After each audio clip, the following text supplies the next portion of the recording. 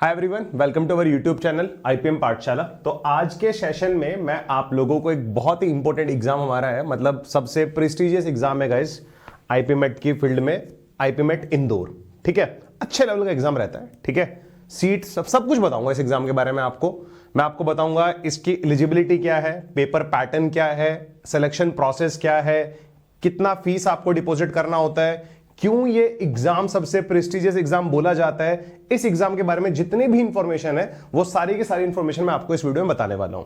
अगर आप हमारे चैनल पे नए हो आईपीएम पाठशाला पे, तो इस चैनल को सब्सक्राइब कर लेना और वीडियो को लाइक कर लेना। और आपके जितने भी फ्रेंड्स जो नेक्स्ट ईयर 2027 में या 2028 में आईपीमेट सीधा 12th क्लास के बाद आईएम जाना चाहते हैं, आपको पता है कि यार मुझे 12th क्लास के बाद बीबीए एमबीए करना है, तो आई थिंक इससे बेस्ट ऑप्शन आपके पास नहीं हो सकता। तो let's start this session guys. सबसे पहले मैं आप लोगों को बोलूंगा, आप लोग हमें टेलीग्राम चैनल पे ज्वाइन कर लेना और हमारा जो इंस्टाग्राम हैंडल है आप लोग हमें वहां पे भी फॉलो कर लेना। ठीक है गाइस, हमारा जो टेलीग्राम चैनल है वो भी आईपीएम पाठशाला के नाम से है और हमारा इंस्टाग्राम हैंडल भी आईपीएम पाठशाला के नाम से ही है। So let's start this session guys. सबसे पहले IPMAT Indore is one of the most prestigious exams for students who want to enter an IIM directly after class 12th।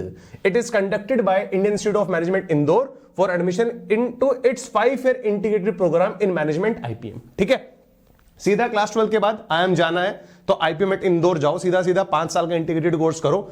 अगर आप क्लास 12 के बाद आईएम नहीं जा सकते तो आपको पता होगा ग्रेजुएशन के बाद आप लोग कैट का फॉर्म भर के कैट एग्जाम क्रैक करके आईएम जा सकते हो। ठीक है, लेकिन सीधा क्लास 12 के बाद जाना है तो आप इस एग्जाम के थ्रू जा सकते हो गाइस। आगे बढ़ते हैं, प्रोग्राम का एक ओवरव्यू दे देता हूं आपको क्या क्या होता है इसमें। Integrated programme in management IPM बोला जाता है इसको। इंस्टीट्यूट कौन सा आपको इंदौर बता ही दिया मैंने, आईएम इंदौर है। ड्यूरेशन आपका जो रहेगा वो 5 years का रहेगा। 3 years आपका बीबीए का होगा, 2 years आपका एमबीए का होगा, पूरा 5 year का प्रोग्राम होगा। ठीक है, कौन से एडमिशन टेस्ट के थ्रू आपको यहां पे जाने का मौका मिलेगा? आईपीमेट इंदौर के थ्रू। ठीक है, प्रोग्राम स्टार्ट कब होता है आपका, मतलब अगस्त इस साल 2026 है, तो अगस्त 2026 में आपका एग्जाम स्टार्ट हो जाएगा। सीट्स 150 अप्रोक्स हैं guys. Students completing the first 3 years receive a BBA degree and after the next 2 years they get the MBA degree from IIM Indore. Starting के 3 years के बाद आप लोगों को बीबीए की डिग्री मिलेगी, फिर और 2 साल एमबीए करने के बाद आपको एमबीए की डिग्री मिल जाएगी आईएम इंदौर से। ठीक है, वैसे अगर मैं आप लोगों को बताऊं, टॉप 5 आईएम्स में इंदौर आता है। ठीक है, जो बच्चे कैट की प्रिपरेशन भी करते हैं ग्रेजुएशन में या ग्रेजुएशन के बाद, तो टॉप 5 आईएम्स में हमारा इंदौर आता है। तो सीधा अगर आपको क्लास 12 के बाद इंदौर जाने का मौका मिल रहा है तो इससे अच्छी बात आपके लिए क्या ही हो सकती है। कुछ इंपॉर्टेंट डेट्स मुझे बतानी है, स्पेशली उन लोगों के लिए जिन लोगों का आईपीमेट 2026 का एग्जाम है, आईपीमेट इंदौर का। तो रजिस्ट्रेशन डेट आप लोगों की फरवरी में थी गाइस, आपको पता होगा। मार्च में यानी कि 17 मार्च 2026 को रजिस्ट्रेशन हमारा क्लोज हो गया था। एडमिट कार्ड हमारा लेट अप्रैल या अर्ली मई में आ जाएगा। हमारा जो एग्जाम है गाइस वो 4 मई को है, आपको पता होगा। रिजल्ट हमारा जून 2026 में आ जाएगा और पर्सनल इंटरव्यू आपके जुलाई में होंगे और आपका फाइनल रिजल्ट भी जुलाई 2026 में आ जाएगा। 2 ही सिलेक्शन, पूरा आगे बढ़ते हैं। ठीक है, ये उन लोगों के लिए जिनका आईपीमेट इंदौर 2026 का एग्जाम है। एक बार डेट्स, इंपॉर्टेंट डेट्स उनको पता होनी चाहिए जो लोग इसी साल एग्जाम देने वाले हैं। आगे बढ़ते हैं जरा। एलिजिबिलिटी क्राइटेरिया आप लोगों को बता देता हूं, स्पेशली उन लोगों के लिए जो लोग नेक्स्ट ईयर एग्जाम देंगे। ठीक है, अभी मैंने इस हिसाब से वीडियो बनाया है, 2026 वालों के हिसाब से वीडियो बनाया है, क्योंकि अभी करंट ईयर हमारा 2026 चल रहा है। क्लास 12 पास्ड और अपीयरिंग 2026। अगर आप लोग अगले साल एग्जाम दोगे तो आप लोग की क्लास 12 पास होनी चाहिए या आप 2027 में अपीयरिंग होने चाहिए। ठीक है, जिस साल भी आप आईपीमेट इंदौर का फॉर्म भर रहे हो उस साल या तो आप क्लास 12 में होने चाहिए या आपने क्लास 12 उससे 1 साल पहले पास आउट कर लियो। ठीक है, जनरल ओबीसी डब्ल्यूएस के लिए 60% in class 10th and 12th, SC ST PwD के लिए 55% है। एज लिमिट हमारी ये रही गाइस। ठीक है, रिजर्व कैटेगरी के लिए आई थिंक 5 years का रिलैक्सेशन भी है। ठीक है, जो बच्चे एससी एसटी से आते हैं उनके लिए 5 years का रिलैक्सेशन भी रहता है। जैसे जनरल कैटेगरी और ओबीसी कैटेगरी बिलो 20 years, मतलब उस बच्चे की एज 20 years से कम होनी चाहिए अगर लॉजिकली सोचा जाए तो एज ऑफ जुलाई 2026। ठीक है, 2026 से 20 साल वो छोटा होना चाहिए, इस डेट से वो छोटा होना चाहिए, 20 साल पहले उसका जन्म होना चाहिए। ठीक है, स्ट्रीम एलिजिबिलिटी, साइंस बैकग्राउंड का बच्चा भी इस फॉर्म को भर सकता है, कॉमर्स बैकग्राउंड का बच्चा भी इस फॉर्म को भर सकता है, आर्ट्स बैकग्राउंड का फॉर्म भी इस बच्चे को भर सकता है। ठीक है, ऐसा नहीं है कि यार सिर्फ कॉमर्स वाले कर सकते हैं। आपने क्लास 11-12 में आपके पास साइंस स्ट्रीम थी, ठीक है, आपके पास पीसीएम थी, बट आपको इतनी क्लैरिटी है यार मुझे तो आगे जाके एमबीए करना है, तो आप सीधा क्लास 12th के बाद आईपीमेट इंदौर की प्रिपरेशन कर सकते हो और सीधा टारगेट करो कि आप सीधा 5 years के इंटीग्रेटेड कोर्स में एडमिशन ले लो। लाइफ सॉर्टेड है फिर उसके बाद, मतलब मुझे नहीं लग रहा फिर उसके बाद आपको कोई टेंशन लेने की जरूरत है लाइफ में। आगे बढ़ते हैं। पेपर पैटर्न, अब ये जो पेपर है इसका पैटर्न तो पता होना चाहिए ना हमारे पास, ठीक है। जैसे मैंने आप लोगों को आईपीमेट रोहतक के बारे में बताया था, ठीक है, मेजर डिफरेंस बता देता हूं आप लोगों को, मेजर डिफरेंस क्या है, ठीक है। आईपीमेट रोहतक के हमारे पास वहां पर 120 क्वेश्चंस आ रहे होते थे गाइस, यहां पर हमारे पास टोटल क्वेश्चंस कितने हैं, 90 है। आईपीमेट रोहतक का जो हमारा एग्जाम था ना, आईपीमेट रोहतक के एग्जाम में हमारे पास कोई सेक्शनल टाइम लिमिट नहीं थी। जो हमारे तीनों सेक्शंस थे, quant, logical, reasoning and verbal, वहां पे कोई सेक्शनल टाइम लिमिट नहीं थी, बट यहां पर सेक्शनल टाइम लिमिट है। मैंने ये पॉइंट लिखा भी है यहां पर। यहां पर हमारे मेजरली दो सेक्शंस आते हैं guys, quantitative aptitude, short answer, मतलब क्वेश्चन आएगा उसका आंसर आपको लिखना पड़ेगा, वो मल्टीपल चॉइस, उसमें ऑप्शंस नहीं होंगे। कितने क्वेश्चंस आएंगे, 15 क्वेश्चंस आएंगे, इनके लिए आपके पास 40 मिनट्स का टाइम रहेगा। क्वांटिटेटिव एबिलिटी फिर वही दूसरा सेक्शन है, बट ये 30 क्वेश्चंस कैसे होंगे हमारे पास, मल्टीपल चॉइस क्वेश्चंस होंगे, इनके लिए भी हमारे पास 40 मिनट्स का टाइम होगा। फिर वर्बल एबिलिटी के हमारे पास 45 क्वेश्चंस होंगे और हमारे पास टाइम लिमिट कितना होगा, 40 मिनट्स होगा। मैं इनका सिलेबस भी आपके साथ बहुत डिटेल में डिस्कस करने वाला हूं नेक्स्ट स्लाइड में, ठीक है। कुछ और बातें बता देता हूं। 90 क्वेश्चंस होते हैं, 120 मिनट्स का हमारा पेपर होता है, कंप्यूटर बेस्ड पेपर होता है। एक सही क्वेश्चन पे आपको +4 मार्क्स मिलेंगे, गलत करोगे -1 की पेनल्टी भी लगेगी। बट हमारे पास जो है शॉर्ट आंसर वाले 15 क्वेश्चंस आते हैं, इनमें कोई नेगेटिव मार्किंग नहीं होती, आप जी भर के तुक्के लगा सकते हो, ठीक है। कैसे होते हैं शॉर्ट आंसर क्वेश्चन, मतलब क्वेश्चन रहेगा, ये क्वेश्चन है, मान लो इस क्वेश्चन का आंसर 120 है, तो आपको इस डब्बे में 120 लिखना पड़ेगा। इस क्वेश्चन का आंसर 120, तो आपको यहां पे डब्बे में कितना लिखना पड़ेगा, 120 लिखना पड़ेगा, ठीक है। कैट में हम लोग इनको टीटा क्वेश्चंस बोलते हैं, टाइप इन द आंसर, ठीक है। यहां पर हम इनको शॉर्ट आंसर क्वेश्चन बोल रहे हैं, छोटा सा आंसर होगा, उसको डब्बे में लिखो, आगे बढ़ो। ऑप्शंस नहीं होते, थोड़ा सा बच्चों को डिफिकल्टी भी होती है इस तरह क्वेश्चन करने में, क्योंकि हमें आदत होती है कि यार हमें ऑप्शंस पता होते तो हम शायद एक सही ऑप्शन चूज कर लेते, बट कोई नहीं यार, 15 क्वेश्चन है, 40 मिनट है, ऑन एन एवरेज देखा जाए तो आपके पास लगभग 160 सेकंड्स के अप्रोक्स टाइम है आपके पास इन क्वेश्चंस को करने का, ठीक है। आगे बढ़ते हैं जरा, पर क्वेश्चन 160 सेकंड टाइम बोला है मैंने। सिलेबस मैंने बता देता हूं आपको, क्वांटिटेटिव एबिलिटी का सिलेबस हमारे पास ये है, वर्बल एबिलिटी का सिलेबस ये है। डिटेल में दिखाता हूं आपको सिलेबस में, डिटेल में क्या है। ये हमारा क्वांट का सिलेबस है गाइस, डिटेल में बिल्कुल कौन कौन से टॉपिक्स आपको पढ़ने पड़ेंगे अगर आपको फर्स्ट अटेम्प्ट में ही आईपीएमएट का एग्जाम क्रैक करना है। नंबर सिस्टम के सारे topics, remainders, LCM, HCF, properties of number, factorials, unit digit, surds indices, सारे टॉपिक्स पढ़ने पड़ेंगे। अलजेब्रा में algebraic formula, linear equation, inequalities, quadratics, logarithm, functions, graph.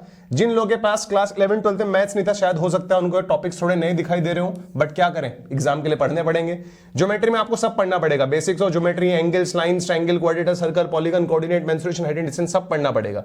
Arithmetic में आपको पता है टाइम एंड वर्क टॉपिक आता है, एवरेज आता है, problem on ages, percentages, partnership, profit loss discount, ratio, proportion, simple compound, mixture, alligation, time speed distance, boat and stream, ये सारी चीजें आपको कवर करनी पड़ेंगी अर्थमेटिक में। मॉडर्न मैथ्स में set theory, probability, permutation, combination, sequence, series, determinants, class 11 12 का syllabus है। इंटीग्रेशन एंड डिफरेंशिएशन 11 12 का सिलेबस है। डिटरमिनेंट्स अगेन यहां पे लिख दिया मैंने, डाटा इंटरप्रिटेशन और वेक्टर, ये सब आपको पढ़ना पड़ेगा। थोड़ा इसको हायर मैथमेटिक्स का पार्ट हम लोग बोलते हैं, क्योंकि ये हमें क्लास 11 12 में पढ़ाया जाता है। अब थोड़ी सी प्रॉब्लम इस पार्ट में उन लोगों को हो जाएगी जिन लोगों के पास 11 12 में मैथ्स नहीं था, बट अगर आपको सीधा, अगर आपके सपने बड़े हैं, सीधा क्लास 12 के बाद इंडिया के टॉप एमबीए कॉलेज में, बीबीए कॉलेज में जाना चाहते हो, तो भाई इतना काम करना पड़ेगा, ठीक है। थोड़ी मेहनत तो लगेगी ना वहां तक पहुंचने के लिए, तो कोई नहीं, हम इसको भी कर लेंगे। वर्बल का सिलेबस दिखा देता हूं आप लोगों को, ये हमारे पास वर्बल का सिलेबस है, क्योंकि दो ही हमारे मेन सब्जेक्ट्स हैं इस एग्जाम को क्रैक करने के लिए, मैथ्स और इंग्लिश, ठीक है। इनको कॉम्पिटिटिव लैंग्वेज में क्या बोलते हैं, क्वांटिटेटिव एप्टीट्यूड और वर्बल एबिलिटी, रीडिंग कॉम्प्रीहेंशन। तो ये हमारे पास पूरा का पूरा वर्बल का सिलेबस है। वोकैबुलरी आती है, ग्रामर आती है, वर्बल एबिलिटी आती है, रीडिंग कॉम्प्रीहेंशन आता है, ठीक है। ये सारी चीजें हमें पढ़नी है, इनमें क्या क्या पढ़ना है उसके सामने लिखा हुआ है। आगे बढ़ता हूं गाइस, अब मैं बताता हूं आपको सिलेक्शन प्रोसेस। दो स्टेज में आपका सिलेक्शन प्रोसेस होगा। पहले तो आपका आईपीमेट एग्जाम में स्कोर कितना आएगा, ठीक है। पहला तो आपका आईपीमेट एग्जाम में स्कोर कितना आएगा, दूसरा, दो ही चीजों का वेटेज है यहां पर, दूसरा आपके पीआई में कितने मार्क्स हैं, आपके पर्सनल इंटरव्यू में आपको कितने मार्क्स मिल रहे हैं। इन दोनों के बेसिस पे आपकी फाइनल सिलेक्शन लिस्ट रेडी होगी गाइस, जिसके बेसिस पे आपको कॉलेज में एडमिशन मिलेगा। आगे बढ़ते हैं। फीस अगर मैं आपको बताऊं, आपकी 5 साल की जो फीस होगी गाइस, 5 साल की जो आपकी फीस होगी वो 35 to 40 लाख होगी, इंक्लूडिंग हॉस्टल, ठीक है। 12th के बाद 5 साल आप इंदौर में रहोगे, ठीक है, और आपको 35 to 40 लाख इंक्लूडिंग हॉस्टल आपको मतलब पैसा लगेगा आपका इतना, ठीक है। टेंशन लेने की जरूरत नहीं, आराम से लोन वोन मिल जाता है। और आई एम इंदौर से अगर आप पास आउट भी हो गए ना 5 साल बाद, तो आपको अच्छा प्लेसमेंट मिलेगा गाइस, उसकी टेंशन लेने की आपको बिल्कुल भी जरूरत नहीं है। आगे बढ़ते हैं। Why IPMET Indore is the most popular IPM exam? ये बहुत क्वेश्चन आता है बच्चों के मन में जब वो प्रिपरेशन स्टार्ट कर रहे होते हैं, तो मैंने जानबूझ के क्वेश्चन लिया है अपनी क्लास की पीपीटी में। अब बताओ, ओल्डेस्ट आईपीएम प्रोग्राम है इंडिया का, सबसे पुराना, ठीक है, सबसे पुराना आईपीएम एग्जाम कंडक्ट कराने वाला कॉलेज है इंदौर। टॉप ब्रांड वैल्यू है आईएम इंदौर की गाइस, मैंने आपको बताया भी है, टॉप 5 आईएम्स में आता है हमारे पास ये। Very strong placement after MBA, देख लो जरा जिसकी बात मैं कर रहा था। भले ही हमारे यहाँ पे 35 to 40 लाख मिल रहे हो, आराम से लोन मिल जाएगा, टेंशन लेने की जरूरत नहीं है, ठीक है। लोन वाले आपको सामने से लोन देने आएंगे अगर आप आईएम इंदौर के गेट पे जाओगे ना। फिर very strong placement after MBA, high competition है, ये भी ध्यान रखना, कॉम्पिटिशन बहुत ज्यादा है, 1 से 2% सिलेक्शन रेट होता है अच्छा खासा, क्योंकि इतनी अच्छी अपॉर्चुनिटी है, हर बच्चा चाहेगा ना कि यार मैं आईएम इंदौर चला जाऊं, तो सिलेक्शन रेट 1 से 2% है, इस बात को भी आप कंसिडर करेंगे। अच्छी जगह सब जाने चाहते हैं, जब सब लोग जाना चाहेंगे तो कंपटीशन हाई होगा, ठीक है। आगे बढ़ते हैं। डिफिकल्टी लेवल, जो हमारे क्वांट शॉर्ट आंसर क्वेश्चन होते हैं, मतलब जिनमें क्वेश्चन होता है उनका आंसर हमें लिखना होता है, जो 15 क्वेश्चन आते हैं उनका डिफिकल्टी लेवल थोड़ा हार्ड रहता है, ठीक है। क्वांट के जो मल्टीपल चॉइस क्वेश्चन आते हैं वो मॉडरेट टू हार्ड आते हैं, और जो वर्बल एबिलिटी क्वेश्चन आते हैं गाइस वो मॉडरेट लेवल के आते हैं, जो 45 क्वेश्चन आते हैं, आपको पता होगा, ठीक है। ये मैंने पेपर पैटर्न यहां पर बताया था, आप लोगों को याद होगा था, ये रहा देखो, पूरा पेपर पैटर्न आप लोगों को बताया था, 15, 30, 45, ठीक है। तो इनका मैंने डिफिकल्टी लेवल भी कहीं ना कहीं आप लोगों को बता दिया क्या डिफिकल्टी लेवल इनका रहने वाला है। आगे बढ़ते हैं। अब बच्चों के पास समस्या सबसे बड़ी आती है, सर कुछ फ्री कंटेंट मिल जाता तो मजा आ जाते, ठीक है। डोंट वरी गाइस, ठीक है। आपने अगर हमारा मेन चैनल देखा है एमबीए पाठशाला, तो एमबीए पाठशाला में हम लोग कैट की प्रिपरेशन कराते हैं उन बच्चों के लिए जो बच्चा ग्रेजुएशन के बाद आईएम जाना चाहता है। तो हमारे पास बहुत सारे बच्चों के कॉल्स मैसेज आते थे, सर प्लीज आप आईपीएम के लिए भी पढ़ाओ। तो हमारा इस साल फर्स्ट ईयर है आईपीएम वाले बच्चों को जो हम लोग मेहनत करा रहे हैं। हमारे यूट्यूब चैनल है आईपीएम पाठशाला, जिस पे आप ये वीडियो देख रहे हो, आप इसको जरूर सब्सक्राइब कर लेना और वीडियो को लाइक कर देना। अब फ्री कंटेंट अगर आपको चाहिए अपने एग्जाम के लिए, आईपीएमएट इंदौर के लिए, आईपीएमएट रोहतक के लिए, या जिपमैट के लिए, ठीक है, या एनपैट के लिए, या एसईटी के लिए, या क्राइस्ट यूनिवर्सिटी के लिए, तो आपको इस वीडियो के डिस्क्रिप्शन में कमेंट सेक्शन में एक गूगल फॉर्म मिलेगा, आप लोग उसको जरूर फिल कर देना, ठीक है। क्योंकि वो जो फ्री कंटेंट है लिमिटेड जनता के लिए है, उसको फिल करके गूगल फॉर्म को आपकी टेंशन खत्म हो जाएगी। फर्स्ट कम फर्स्ट बेसिस पे वो रहने वाला है, तो गूगल फॉर्म को फिल करना मत भूलिएगा। अगर आपको आईपीएम पाठशाला की साइड से फ्री कंटेंट चाहिए, फ्री क्लासेस चाहिए, ठीक है, फ्री एकेडमिक कंटेंट चाहिए जो आपके एग्जाम का सिलेबस है, अगर आपको मुझसे पढ़ना है, टीम एमबीए पाठशाला, टीम आईपीएम पाठशाला से पढ़ना है, तो आपको ये गूगल फॉर्म भरना पड़ेगा, ठीक है। मिलते हैं फिर हम लोग नेक्स्ट वीडियो में। आई होप आपको ये वीडियो अच्छा लगा होगा। अगर आपको कोई भी कंफ्यूजन है या आप जिस टॉपिक पे नेक्स्ट वीडियो चाहते हो, तो आप प्लीज उस टॉपिक का नाम इस वीडियो के कमेंट सेक्शन में मेंशन करिएगा। मिलते हैं फिर नेक्स्ट वीडियो में। Bye bye guys, take care.